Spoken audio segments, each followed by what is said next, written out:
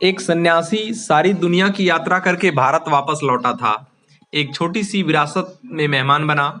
उस रियासत के राजा ने जाकर सन्यासी को कहा, स्वामी, एक प्रश्न मैं 20 वर्षों से निरंतर पूछ रहा हूँ, कोई उत्तर नहीं मिलता। क्या आप मुझे उत्तर देंगे? सन्यासी ने राजा से कहा, निसंदेह, आज तुम खाली नहीं लौटोगे, निश्चित उत्तर दूंगा, पूछो। राजा ने कहा, मैं ईश्वर से मिलना चाहता हूँ। ईश्वर को समझाने की कोशिश मत करना, मैं सीधा मिलना चाहता हूँ। उस सन्यासी ने कहा, अभी मिलना चाहते हैं कि थोड़ी देर ठहर कर? राजा ने कहा, माफ करिए, शायद आप समझे नहीं, मैं परमपिता परमात्मा की बात कर रहा हूँ। आप यह तो नहीं समझे कि किसी ईश्वर नाम वाले व्यक्ति की बात कर रहा हूँ, जो आप कहते हैं कि अभी मिलना है कि थोड़ी देर रुक सकते हो? सन्यासी ने कहा, महानुभाव, भूलने की कोई गुंजाइश नहीं है। मैं तो 24 घंटे परमात्मा से मिलाने का ही धंधा करता हूँ। अभी मिलना है कि थोड़ी देर रुक सकते हैं? सीधा जवाब दें। तुम तो 20 साल से भगवान से मिलने को उत्सुक हो और आज वक्त आया तो मिल लो। राजा ने हिम्मत की और उससे कहा, अच्छा, मैं अभी मिलना चाहता हूँ, मिला दीजिए। सन्यासी ने कहा, इस छोटे से कागज पर अपना नाम पता लिख दो ताकि मैं भगवान के पास पहुंचा दूं कि आप कौन हैं। राजा ने अपना नाम, अपना महल का नाम, अपना परिचय, अपनी उपाधि लिखकर उन्हें दी। तब वह सन्यासी बोला कि महाशय, ये सब बातें मुझे झूठ और असत्य मालूम होती हैं जो आपने कागज पर लिखी हैं। राजा हतप्रभ था कि इस सन्यासी को मेरे परिचय पर संदेह क्यों हो रहा है। सन्यासी ने कहा, अगर तुम्हारा नाम बदल दें तो क्या तुम बदल जाओगे? तुम्हारी चेतना, तुम्हारी सत्ता, तुम्हारा व्यक्तित्व दूसरा हो जाएगा? उस राजा ने कहा, नहीं, नाम के बदलने से मैं क्यों बदलूंगा? नाम नाम है और मैं हूं।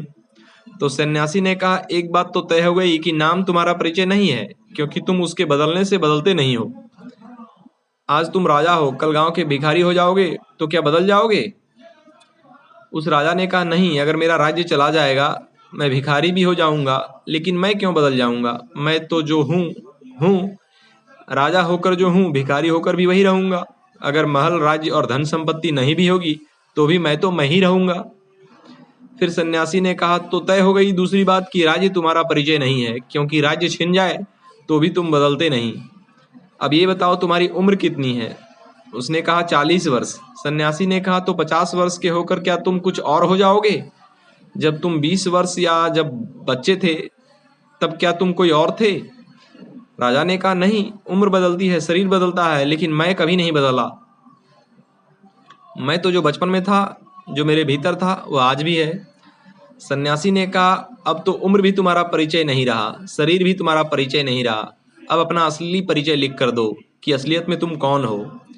अगर वह आप लिख दोगे तो मैं उसे भगवान के पास पहुंचा दूंगा, अन्यथा गलत जानकारी देने के कारण मैं भी झूठा बनूंगा तुम्हारे साथ। अभी तक तुम स्वयं बतला चुके हो कि अब तक दिया परिचय तुम्हारा नहीं है। राजा बोला, अब तो बड़ी कठिनाई हो गई, उसे तो मैं भी नहीं जानता। आखिर जो मैं हूँ उसे तो मैं नहीं जानता। अब तक मैं इन्हीं को अपना परिचय समझता था। सन्यासी ने कहा, मेरे लिए भी यह धर्म संकट है कि जिसका मैं परिचय भी न दे सकूं, बता भी न सकूं कि कौन मिलना चाहता है, तो भगवान भी क्या कहेंगे कि किसको मिलाना चाहता है। तो जाओ, पहले इस बात को खोज लो कि तुम कौन हो, और मैं तुम्हें वचन देता हूं कि जिस दिन तुम यह जान लोगे कि तुम कौन हो, उस दिन तुम्हें भगवान को खोजने की आवश्यकता नहीं पड़ेगी, क्योंकि स्वयं को जानने में ही वह भी जान लिया जाएगा जो परमात्मा है। यानी जिसने खुद को जान लिया उसने परमात्मा को पा लिया। खुद के बोध के लिए सदगुरु की शरणागत होना होगा, तभी साक्षात परम ब्रह्म का दर्शन हो पाएगा। जिसने भी वह दर्शन किया, अपने अंदर जीते जी किया। ओम।